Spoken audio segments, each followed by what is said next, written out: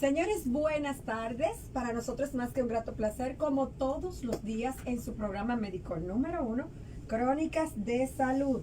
Hoy lunes, señores, estamos ya a 3 de mayo. Dios mío, pero el tiempo está deprisa.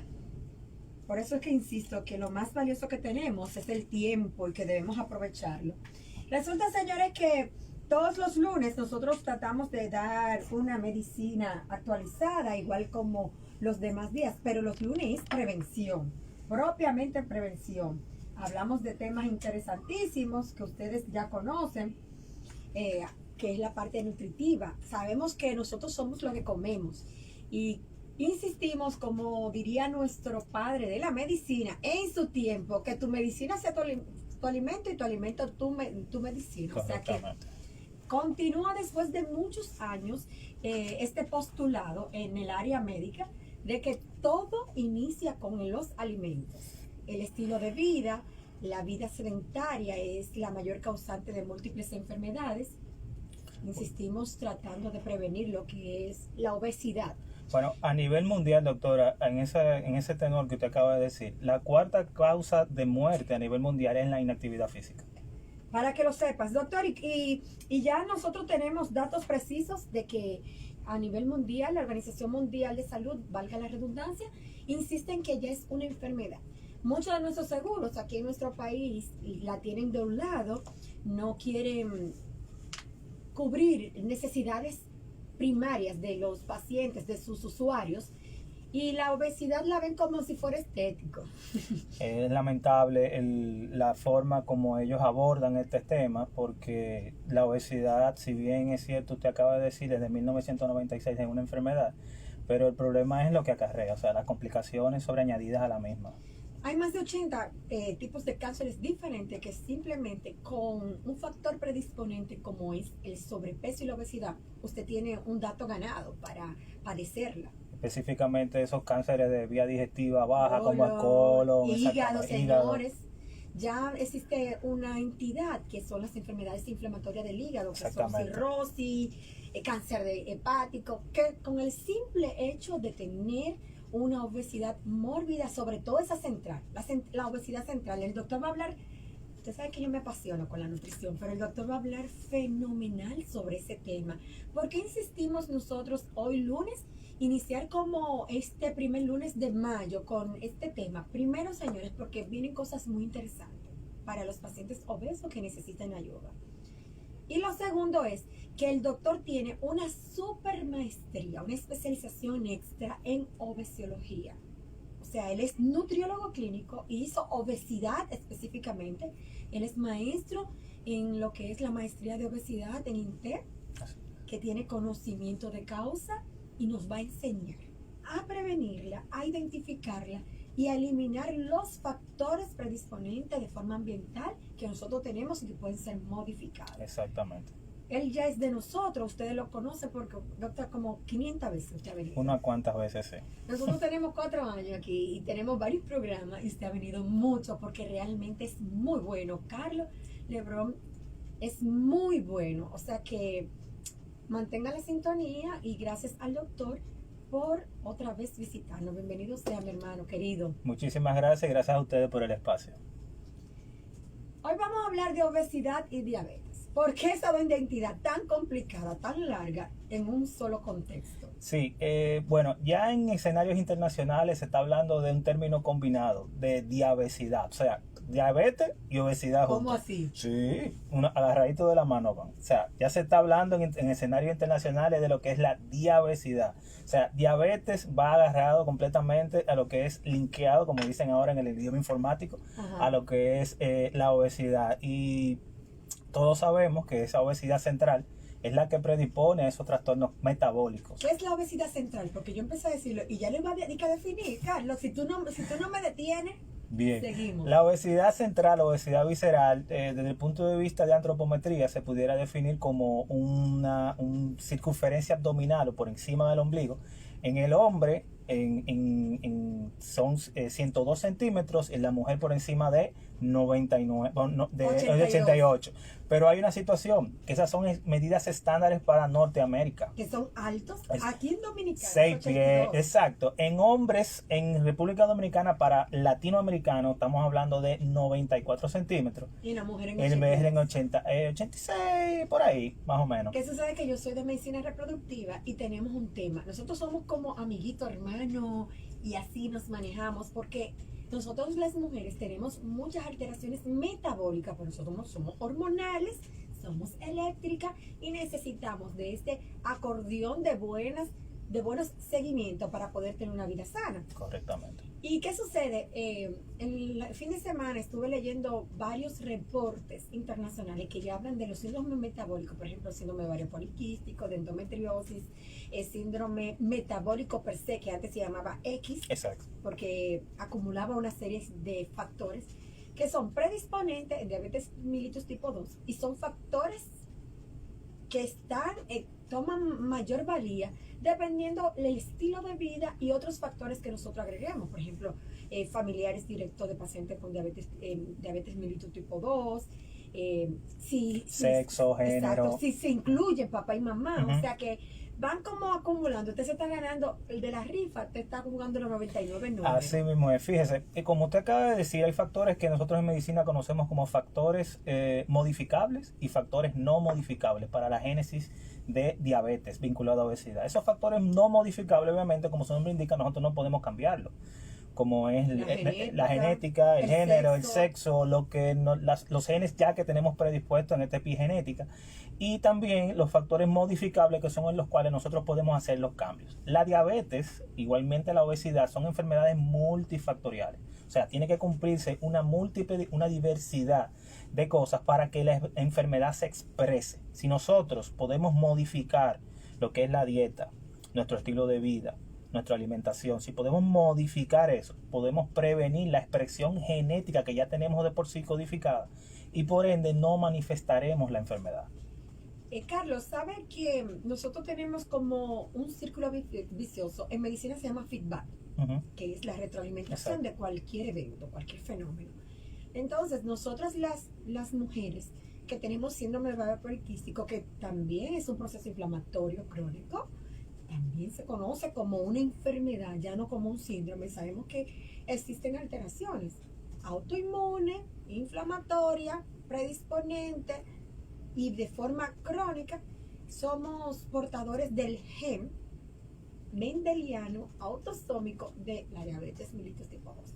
Entonces, nosotros que sabemos que una de las manifestaciones directas del síndrome de ovario poliquístico es el aumento de peso. Claro. Entonces, nosotros tenemos mayor predisposición. ¿Quién es más frecuente en obesidad y en diabetes? ¿Si la mujer o el hombre? Bueno, inicialmente a la consulta asiste más la mujer, pero el hombre es más propenso a tener obesidad, pero la mujer asiste más por situaciones que nosotros conocemos ya. O sea, los hombres casi no nos preocupamos por nuestra salud, y es muy duro decirlo, pero la verdad es así. Pero por ejemplo, cuando hablamos de diabetes, la diabetes podemos decir que si buscamos estadísticas específicamente de nuestro país, en el 2019, el Instituto Nacional de Diabetología y Nutrición, el INDEN, hizo un estudio, y ellos determinaron que alrededor en ese año, en el 2019, que alrededor del 13.4% de las personas en República Dominicana son diabéticos. Eso estamos hablando de 2.200.000 personas. Tú sabes que ahí es muy, yo creo que inclusive está muy por debajo. Te voy a decir por qué, María. Claro. Porque me imagino que la evaluación que ellos hicieron fue dentro de su población. Alrededor de 10.500 pacientes. Exacto. Y si analizamos, si son 10.000 pacientes, ese viene siendo el 1% de la población dominicana. Más o menos. Que estamos entre 12, 13 millones. Pero algo muy importante que se le puede agregar a ese dato es que recuérdate que esa hiperglicemia, esa diabetes, son enfermedades silentes. Exacto. O sea, son enfermedades que de primera intención nadie sabe. Tú no lo sabes que lo padeces hasta que tienes un evento. y casi siempre las primeras personas que tú diagnosticas, casi siempre es por un screening que hiciste. Como yo digo, un acto fortuito, como expulsar un bebé. Hiciste un screening y determinaste que era diabética. Por ejemplo, yo esta mañana vi una persona que ella fue a tomarse un glucotest. 2.45 el glucotest. O sea, ella nunca sabía que era diabética.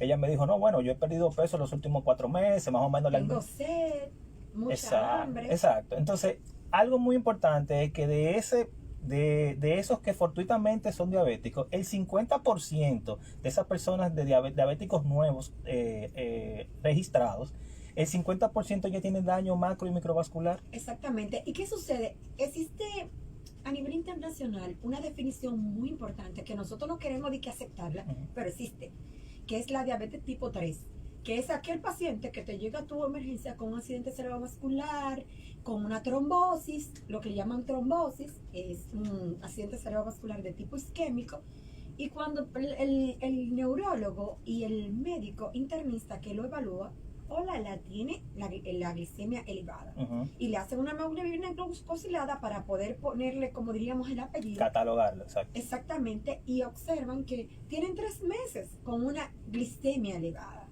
Pero si pudiéramos hacer una retrospectiva anterior, yo estoy segura que no hace 3 meses, que él vino siendo accidentes cerebrovasculares, microinfartos cerebrales, calladito, sin tener un seguimiento. Sí, algo muy importante que usted acaba de decir, que es las complicaciones cardiovasculares de la diabetes.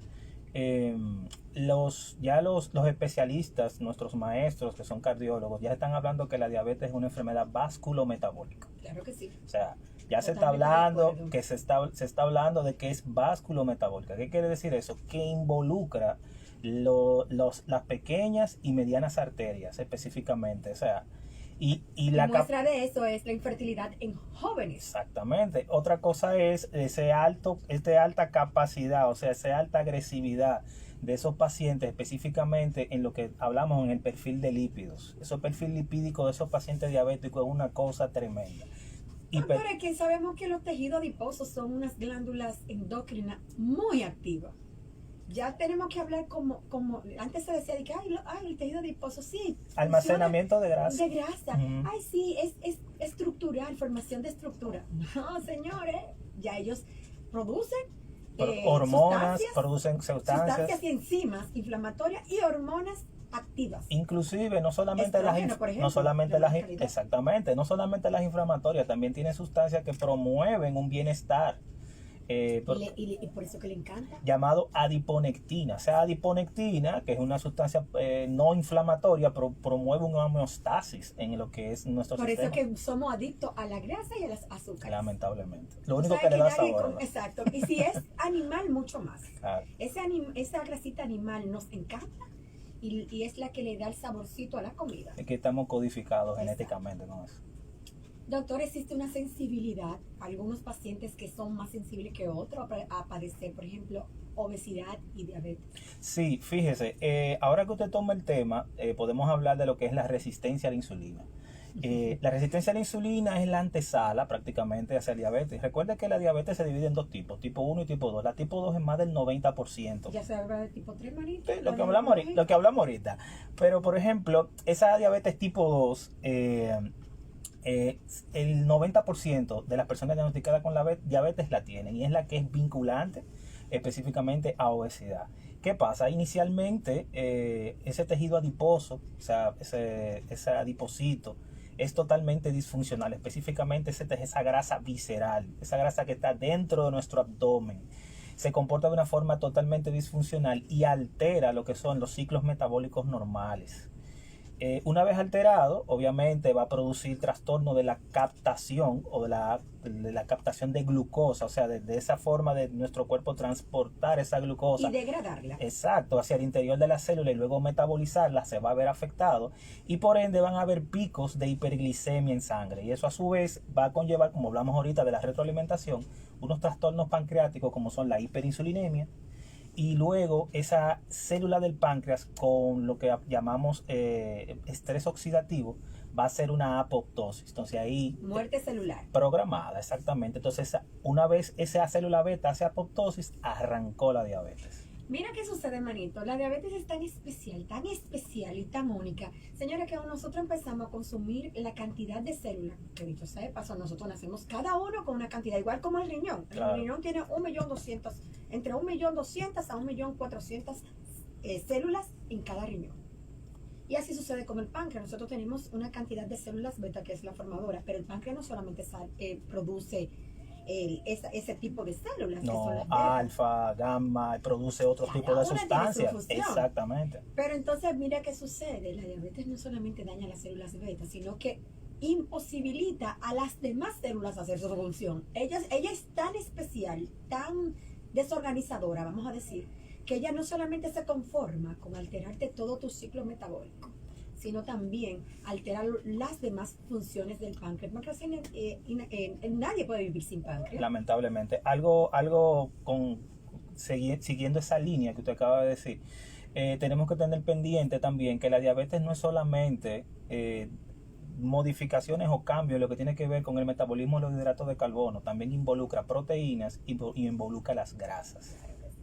Doctor, usted sabe que nosotros hablamos de páncreas, pero ¿y el hígado? Ustedes saben los pacientes que hacen cirrosis hepática no medicamentosa ni por virus, simplemente por ser diabético. Por esteatosis. Una de las principales patologías asociadas a lo que es la obesidad es la esteatosis hepática. Y si la vinculamos a diabetes, también ahí hay otro problema con lo que es esos perfiles de lípidos. Lo que pasa es lo siguiente, en la obesidad ocurre algo y es que nosotros, como usted acabó de mencionar en el segmento anterior, usted habló acerca de las capacidades de nuestras células de reproducirse. Habló del riñón, que nacemos con X cantidad de células, pero el tejido adiposo tiene capacidad de hacer rebotes adipositarios. Porque mira qué chulo, mira qué chulo lo de. Señores, pero los grasa son tan, mira lo chulo. Son tan traicioneros. Mire qué chulo. Usted nace, en los primeros 2 años de vida, usted hace lo que es un rebote. Un rebote quiere decir un aumento en número, una hiperplasia celular. ¿Tú sabes qué hace el tejido graso? Tú tienes hasta las 32 semanas para que nazcan todos los tejidos grasos. 32 semanas intrauterinas. Exacto. Y usted nació con esa cantidad, pero él dice, tú me quitaste, sí, te hiciste una lipo, pues déjame aumentar de tamaño. No voy a aumentar de número, pero sí me voy a aumentar de tamaño, a lo que usted le llama hiperplasia. Hace hiperplasia. Hay dos eventos de hiperplasia, uno a los primeros 2 años de vida y otro antes de entrar a la pubertad, o sea, en esos dos. Pero hay personas que hacen un tercer rebote, que son esas personas que siempre fueron gorditas desde pequeña y hacen un tercer rebote. Entonces, ¿qué quiere decir eso? Que tú tienes más células grasas, tú tienes más capacidad de almacenamiento de grasa. Traicionera. Increíble. Entonces, lo bueno del caso es que una vez él hace ese rebote adipositario, y esos adipositos, esas células grasas se llenan de grasa. Si nosotros tenemos este espacio aquí en cabina y nos traen un camión de medicamentos, vamos a llegar a un momento en que no vamos a tener abasto aquí para almacenarlo. Entonces, ¿dónde lo vamos a tener que poner? En la sala de redacción, la vamos a tener que poner en las escaleras. Entonces, eso mismo pasa. Exacto. Eso mismo pasa con el tejido adiposo. El tejido adiposo llega un momento en que llega a un tope de almacenamiento y comienza lo que se llama la migración grasa. Usted sabe que cuando hablamos de tejido graso, recordamos el tejido conectivo, no especializado, y hablamos de 2 tipos de grasa. Nosotros necesitamos grasa para el crecimiento, tanto en la vida intrauterina como en la adolescencia, y por eso vemos esas dos líneas de crecimiento de tejido graso, que es en la adolescencia y en los primeros tiempos de vida. Exacto. Pero mira qué sucede, Marito. Nosotros tenemos 2 tejidos, que son lo pardo y lo blanco. El tejido graso blanco es el bonito, el que necesitamos estructuralmente, pero el pardo es mayor cantidad. El pardo es el que produce lo que nosotros conocemos como calor mitocondrial. Que nos ayuda en energía. A bajar, exacto. Entonces el blanco es el de almacenamiento, que es el que hace el rebote. Exactamente. Entonces, vamos a preguntarte algo para que tú nos edifiques. Pues, podríamos decir también que existen elementos celulares que nosotros podemos tener, y vemos que hay personas que solo le dan importancia al peso y a la talla. Y sabemos que ya el ser humano no es solamente talla y peso, sino también elementos corporales. Como debe de ser. Explíquenos un poquito. Bueno, ahí, entonces, ¿en qué se basa esto? Ahí entra de mano lo que es la antropometría. La antropometría entra directamente. ¿Por qué? Porque, por ejemplo, lo que usted acaba de decir son las variables que utiliza el IMC o índice de masa corporal, que es lo que nosotros estamos estandarizados a utilizar. Es lamentable porque hasta cierto punto se queda corto en el sentido de los diagnósticos. ¿Por qué? Porque, por ejemplo, una persona que hace ejercicio, actividad física, levanta pesas, se hace un IMC y le va a dar sobrepeso y obesidad, el muchacho tiene cuadritos. Y tú vas a decir, pero ¿por qué él sale con obesidad grado 1 o sobrepeso? Bueno, porque nada más toma en cuenta dos variables que son peso y talla. Entonces ahí entra directamente lo que es la antropometría. Y lo que más pesa el músculo. Bueno, entonces ya usted puede saber. Entonces ahí entramos con la antropometría. La antropometría inicialmente no solamente va a evaluar, sino que va a evaluar los compartimentos de nuestro cuerpo. O sea, masa muscular y tejido graso, que es fundamental, y el agua corporal, claro, que son fundamentales. Que el 80% de nuestra composición. Exactamente. Entonces, eso es totalmente fundamental para llegar a un diagnóstico acertado en cuanto a lo que tiene que ver con obesidad y el riesgo cardiometabólico del paciente. Ahí volvemos lo mismo. ¿Qué sucede? Tenemos una chica que que tiene, tú le haces una medida de pliegue, ¿verdad? A nivel de antebrazo. Y en otros pliegues, como ustedes utilizan la pantorrilla, utilizan el abdomen, utilizan el muslo, hay diferentes. Ustedes son expertos en esa medidera. Parecen sastres. Entonces, ¿qué sucede? Nosotros le damos mucha importancia a los médicos ginecólogos y de infertilidad al abdomen y a la parte del tórax y la cadera. Y glúteo, exacto. Porque la cadera acumula esa grasa que no va a producir a nosotros estrógeno. El abdomen produce estrógeno de mala calidad cuando excede la cintura, ¿verdad? El índice de cintura. Y nosotros mandamos a un paciente perfectamente, vete a nutrición. Y te dice, doctora, pero usted es ginecóloga, ¿por qué no manda a nutrición? Lamentablemente tenemos un problema, y es que en generaciones anteriores no se hacían los referimientos oportunos a nutrición. Ya obviamente la generación de nosotros cambió el esquema y nos referimos los pacientes uno con otro. Fulano, mira, velo tú por esto y estas razones. Inclusive dentro de nosotros hay personas más especializadas en ciertas áreas que lo derivamos de exactamente. No, mira, yo te puedo tratar, pero yo necesito que fulano de tal te vea, porque él maneja esos temas y ese es su fuerte. Entonces nosotros tenemos esa confianza de manejarnos con ese tipo de referimientos oportunos a los pacientes. Y el abordaje, como hemos hablado en muchos de los programas que hemos venido, el abordaje del paciente diabético, del paciente hipertenso, del paciente con sobrepeso y obesidad es un abordaje multidisciplinario. O sea, tiene que ver diferentes tipos de especialistas. ¿Qué rol juega la intolerancia a los carbohidratos? Te lo digo, manito, te voy a explicar por qué. Resulta que nosotros en embarazo vemos mucha iniciación metabólica. Nosotros tenemos una hormona fabulosa para el niño que en muchas ocasiones no son tan fabulosas para la madre, que es la somatomedina, que es placentaria.